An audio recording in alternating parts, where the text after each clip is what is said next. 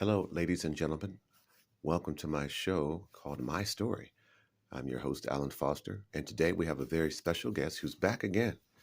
Once our staff had found out who was coming today, we're very excited, and we're looking forward to hearing his story. Without any further ado, let me introduce or reintroduce Mr. William Waffle Williamson. Mr. Williamson, how are you doing today? It's so great to see you again. Well, I'm doing okay. As a friend of mine would say, I'm minding and tending. Mind and intent. I haven't heard that in a long time, Mr. Williamson. In other words, you're minding your own business. Is that right? That's right. I'm minding my own business, and other than that, I'm enjoying life as best I can. Um, excuse me. Um, I'm glad to be back again. As you called me up and said you don't have any more stories to tell you, and I've got a story to tell you. You might not believe. Oh, really? I like to hear stories like that. I tell you what, I'm going to let you just go ahead and just get right into it. So go right ahead. Okay. It's back a long time ago when I was a kid.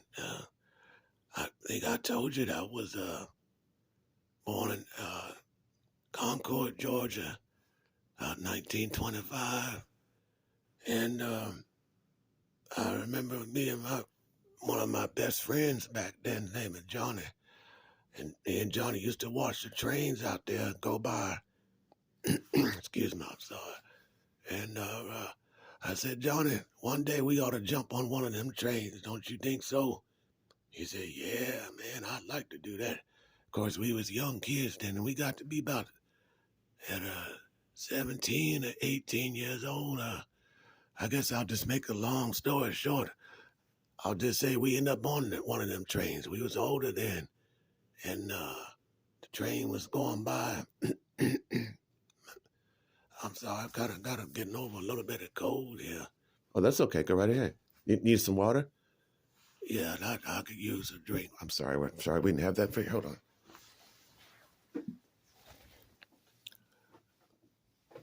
Yeah, I feel like my throat's a little sore. Hold on, wait just a minute.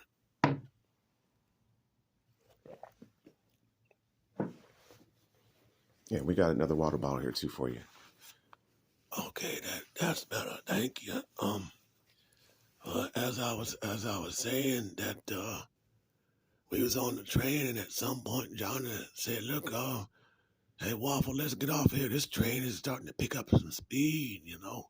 Well, I guess he got scared. And I said, "No, Johnny, let's keep riding. It's going to stop at some point." Well, he didn't want to do that, so he jumped off, and I watched him. He rolled, tumbled down the grass, and he got up, and he waved, and I waved back at him. So I said, well, I want to enjoy this a little bit more. It's my first time. I sat there and near the door, and then we went by the school, and we went by, well, I guess I went by some neighborhoods, and after a while, we kind of getting out in the country part, you know. And at some point, I just leaned my head on the wall. It was the most, some people's wouldn't imagine what it's like on the feeling like that. You're riding free and the wind is blowing. It was a beautiful spring part of the day, you know.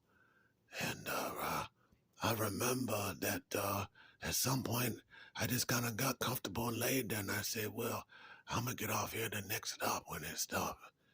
And I kind of leaned my head on the wall, and the sound of the rails and the smell of the outside, you know, it's just a beautiful sunny day. And I just closed my eyes for a minute and went to sleep. I thought it was for a minute. And the next thing I know, I woke up. There was a man standing over me. And I said, hey, who are you? And he said, you need to get off this train now. And before I could say anything, he grabbed me by my arm. And I said, hey, what you doing, Ella? Let go of me. And I couldn't get away from him. And when I noticed, though, that the train was moving really fast, I mean, too fast for me to jump off. And that man grabbed me, and he was really strong, pulled me up by my arm, and he carried me to the door.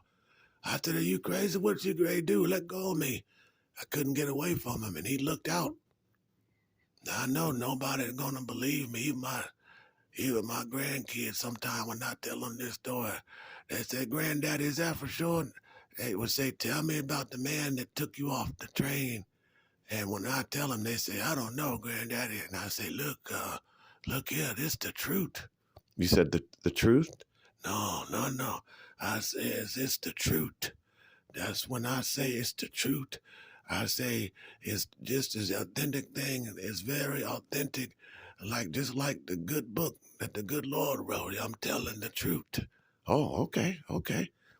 Well, after when I tried to get away from him, he was so strong, and this is what happened. To this day, I can't believe it. That man, well, that wasn't no man. That had to have been an angel or something. He jumped off. He leaped off to that door. The cargo door was open. He leaped off and leaped at least a good 100 feet or so. Just leaped all the way, good 50, 60 yards off there while that train was moving. Had to be it. When I look back, probably 60 miles an hour, and he landed right on his feet with carrying me as well. And I looked at him like this can't be happening. And he landed on his feet and ran a few steps, and he put me down. And I was just looking at him. And just as I was standing up to look at him, I heard this terrible, god-awful sound. It sounded like thunder coming from the ground. I've never heard anything like that since. I've never heard anything like that, and I've never heard anything like that since. And it was a terrible sound. But I looked and turned around. It looked like the train went over a bridge, and the bridge gave out, and it was crashing down into a ravine.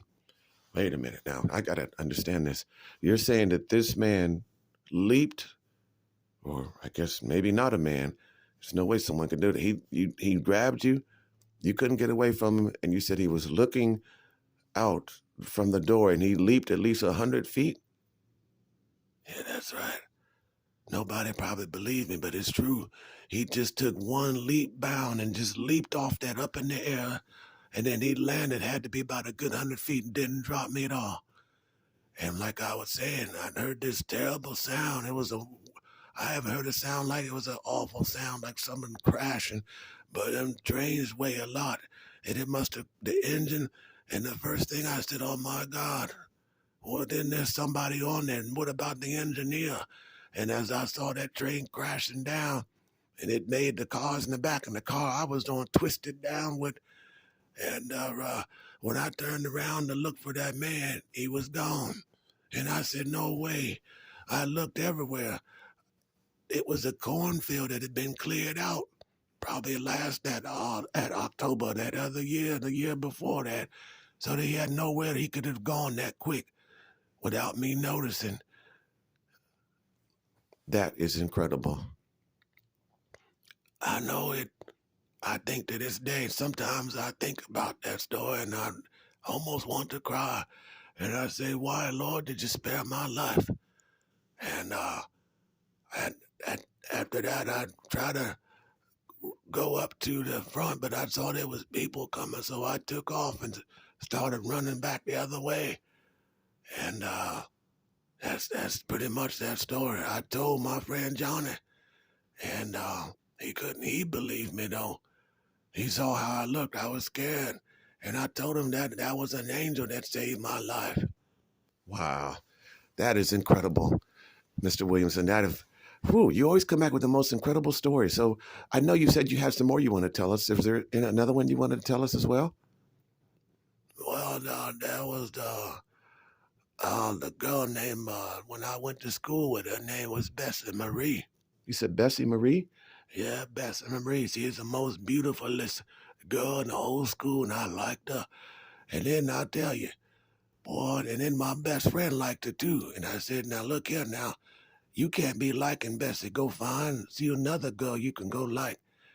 And I guess I can tell you that one too. Well, I tell you what, we're going to take a commercial break, and we want you to tell us that story. Okay? You can stick around for a while? Oh, yeah, I'll stick around. Yeah, I'd like to hear that. Okay, we'll be right back after this commercial break.